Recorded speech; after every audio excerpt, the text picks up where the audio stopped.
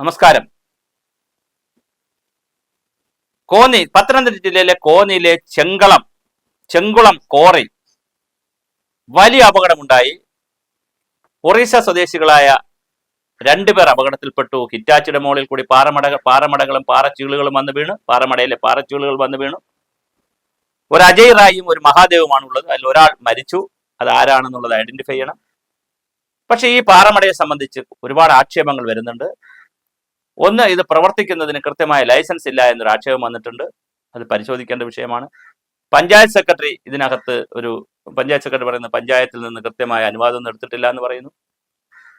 അതും പരിശോധിക്കേണ്ട വിഷയമാണ്. നമുക്ക് ഇവിടെ ഇരുന്നുകൊണ്ട് അത് പറയാൻ പറ്റുന്നില്ല. എനിക്ക് ഇവിടെ ഇരുന്നുകൊണ്ട് അത് പറയാൻ കഴിയില്ല. അതുപോലെ തന്നെ അദാലത്ത് നടത്തിയപ്പോൾ അദാലത്തിലും ഇതിന്റെ ആരോഗ്യ പ്രശ്നങ്ങളൊക്കെ പഠിക്കുന്നതിന് വേണ്ടിയിട്ടുള്ള ഒരു സമിതിയെ രൂപീകരിക്കാൻ പറഞ്ഞു. അതൊന്നും നടന്നിട്ടില്ല. പക്ഷെ ഞാൻ മറ്റൊരു ആംഗിളിലാണ് വിഷയം അവതരിപ്പിക്കുന്നത്. ഇടതുപക്ഷ ജനാധിപത്യ മുന്നണി അധികാരത്തിൽ വന്നപ്പോൾ തന്നെ മുമ്പ് തന്നെ മാനിഫെസ്റ്റോയിൽ പറഞ്ഞിരുന്നു, പ്രകടന പത്രികയിൽ പറഞ്ഞിരുന്നു, ഇനി വരുന്ന വർഷങ്ങളിൽ കോറി പൊതുമേഖലയിൽ കൊണ്ടുപോകും, കോറി ഓഡിറ്റ് നടത്തും എന്ന് പറഞ്ഞിരുന്നു. പക്ഷെ ഒന്നും സംഭവിച്ചില്ല. പൊതുമേഖലയെ കൊണ്ടുപോകണോ സ്വകാര്യ മേഖലയെ നിലനിർത്തണോ എന്നുള്ളത് ഒരു വലിയ ഡിബേറ്റാണ്. അത് നമുക്ക് നടത്താം. പക്ഷെ എന്നെ സംബന്ധിച്ചിടത്തോളം എൻ്റെ വിഷയങ്ങൾ അതല്ല, അല്ലെങ്കിൽ ഞാൻ സൂചിപ്പിക്കുന്ന വിഷയങ്ങൾ അതല്ല. ഒന്ന്, കോറി എടുക്കുമ്പോൾ എത്ര കോറി എടുക്കാം?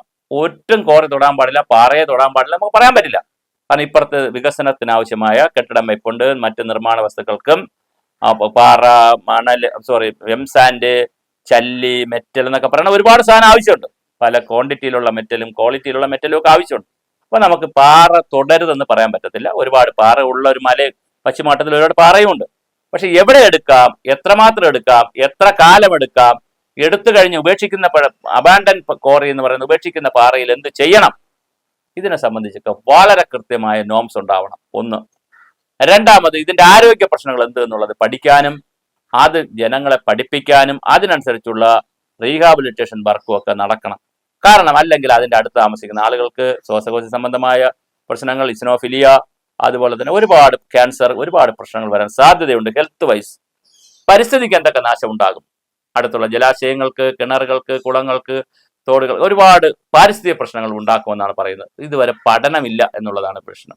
അതുപോലെ തന്നെ സാമൂഹ്യമായ ഇതിന്റെ വിഷയങ്ങൾ എന്താണ്? അപ്പൊ ഇതൊക്കെ ഒന്ന് പഠിക്കാനുള്ള ഒരു സമിതിയെ വെച്ച് ആ സമിതി പഠിച്ച് ഒരു സോഷ്യൽ ഇമ്പാക്ട് അസസ്മെന്റ് നടത്തി, ഒരു എൻവയോൺമെന്റ് ഇമ്പാക്ട്, പരിസ്ഥിതി ആഘാത നിർണയവും നടത്തി, അതായത് ഒരു കോറി എടുത്താൽ എത്ര എടുത്താൽ എന്താണ് അന്തരീക്ഷത്തിൽ സംഭവിക്കുക, അത് വെള്ളത്തിനെന്ത് സംഭവിക്കും, വായുവിനെന്ത് സംഭവിക്കും, മണ്ണിനെന്ത് സംഭവിക്കും, കൃഷിക്ക് എന്ത് സംഭവിക്കും, ആവാസ വ്യവസ്ഥയ്ക്ക് ഇങ്ങനെ പഠിക്കണം. അല്ലാതെ പറഞ്ഞിട്ട് കാര്യമില്ല. ഈ ഓരോന്നിനും എന്ത് സംഭവിക്കും എന്നുള്ളതിന്റെ കൃത്യമായ യാഡ് സ്റ്റിക്ക് ഉണ്ടാക്കി ഒരു പഠനം നടത്തി അതിന്റെ അടിസ്ഥാനത്തിൽ കൊടുക്കുക. അപ്പൊ ഇങ്ങനെയല്ലേ പ്രൊഫഷണൽ ആയിട്ടല്ലേ എല്ലാ രാജ്യങ്ങളും ചെയ്യുന്നത്. ഏത് രാജ്യത്താ വികസനമില്ലാത്തത്? ഏത് രാജ്യത്താ കോറി എടുക്കാത്തത്? പക്ഷെ ഇതുപോലെ അപകടമില്ല എല്ലായിടത്തും, ജനങ്ങളുടെ പ്രതിഷേധമില്ല. അതെന്തുകൊണ്ടാണ്? ജനങ്ങളെയും ഇത് പഠിപ്പിക്കേണ്ടതുണ്ട്. എന്താ പഠിപ്പിക്കേണ്ടത്? നമ്മൾ പ്രൊഫഷണലായി സയന്റിഫിക്കായി കോറി നടത്തുന്നത് ഇങ്ങനെയാണ്, കോറി നടത്തിയാൽ ഇന്ന ഗുണമുണ്ട്, ഇന്ന ദോഷമുണ്ട്, ആ ദോഷങ്ങളെ ഞങ്ങൾ റെക്ടിഫൈ ചെയ്യുന്നു. അങ്ങനെയല്ലേ ജനങ്ങളെ പഠിപ്പിക്കേണ്ടത്? ഇത് ജനങ്ങൾക്ക് ഭീതി, പഞ്ചായത്തിൽ ചെല്ലുമ്പോൾ അവിടെ സമരം, ആളുകൾ ഉടനെ കോടതി പോകുന്നു, ഉടനെ വലിയ പ്രതിഷേധം വരുന്നു, വലിയ ഉത്തരവുകൾ വരുന്നു. കോറി മുതലാളിമാർ ഇതൊന്നും മൈൻഡ് ചെയ്യുന്നില്ല. അവർ സർക്കാരുമായും മറ്റു ഉദ്യോഗസ്ഥന്മാരുമായിട്ടുള്ള പല സംവിധാനങ്ങളുടെ ഇടപാടുകളിലൂടെ അവർ കാര്യങ്ങൾ ചെയ്യുന്നു. എന്തൊരു നാടാണിത്!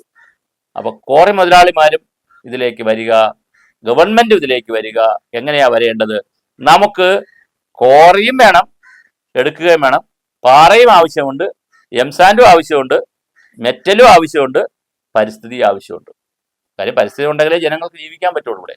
അപ്പൊ രണ്ടും കൂടി യോജിപ്പിച്ചുകൊണ്ട് പോകുന്ന ഒരു മിഡ് പാത്ത്, ഒരു മിഡ് വേ, ഒരു മധ്യവഴി, ഇടയ്ക്കുള്ളൊരു വഴി ഏതെന്നുള്ളത് കണ്ടുപിടിക്കണം. ഒരു പാറമടയും തുടരുത് എന്നുള്ള അഭിപ്രായം എനിക്കില്ല. മുച്ചൂട് മുടിച്ചു കളയൂ എന്നുള്ള അഭിപ്രായമില്ല. അപ്പൊ രണ്ടും കൂടി ഇല്ലാത്ത മിതമായ രീതിയിൽ വളരെ നിയന്ത്രിത എന്ന വാക്ക് പറഞ്ഞാൽ വേറെ കൺട്രോൾഡ് അല്ല പറയേണ്ടത്. ഒരു സയന്റിഫിക് ആയിട്ടുള്ള പരിപാലനത്തിലൂടെ എങ്ങനെ പാറമടകളെ നമുക്ക് പ്രയോജനപ്പെടുത്താം, ഒരു പാറ എടുത്തു കഴിഞ്ഞാൽ എന്തൊക്കെയാണ് അവിടെ ചെയ്യേണ്ട പ്രക്രിയ, ഇതിനെയൊക്കെ സംബന്ധിച്ച് വളരെ കൃത്യമായ ഇൻഡെക്സുകളും മാനുവലും കോഡുമൊക്കെ ഉണ്ടാകട്ടെ. അതുണ്ടാക്കലാണ് കോന്നി പോലുള്ള സംഭവങ്ങളിൽ നിന്ന് ഉരുത്തിരിയുന്നത്. ഞാൻ ഒരു വാക്കുകൂടെ പറഞ്ഞ് അവസാനിപ്പിക്കാം. ഇംഗ്ലണ്ടിൽ മഴ വല്ലാതെ വന്നപ്പോഴാണ് നമ്മളിപ്പോൾ ഇവിടെ പറയുന്ന ഓറഞ്ച്, യെല്ലോ, ഗ്രീൻ എന്നൊക്കെ പറയുന്ന കോഡുകൾ വന്നത്, അലർട്ടുകൾ വന്നത്. ഇന്ത്യയിൽ സുനാമി ഉണ്ടായപ്പോഴാണ്, കേരളത്തിലടക്കം സുനാമി ഉണ്ടായപ്പോഴാണ് ദേശീയ ദുരന്ത നിവാരണ അതോറിറ്റി വന്നത്, എല്ലാ സംസ്ഥാനത്തെ അതോറിറ്റികൾ വന്നത്. അതുപോലെ ഈ കോന്നി സമരത്തിന്റെ, കോന്നി കോറി വന്നതിന്റെ ഭാഗമായി മരിച്ചു, അത് കഴിഞ്ഞു, അതിനവർക്ക് ധനസഹായമൊക്കെ കൊടുത്തു കഴിയുമ്പോൾ അത് കഴിയും. പക്ഷേ ജീവിച്ചിരിക്കുന്ന ആളുകൾക്ക് ചികിത്സയും കൊടുക്കും. അതിന് പുറമെ വളരെ കൃത്യമായ ഒരു കോറി ഓഡിറ്റിംഗ് നടത്തി നമ്മുടെ നാട്ടിൽ ഈ ഒരു പ്രശ്നം ശാശ്വതമായി പരിഹരിക്കുക എന്നുള്ളതാണ് ഗവൺമെന്റിന്റെ മുന്നിൽ ഏറ്റവും കരണീയമായിട്ടുള്ള കാര്യം. അതിലേക്ക് ഗവൺമെന്റ് വരുമെന്ന് നമുക്ക് പ്രത്യാശിക്കാം.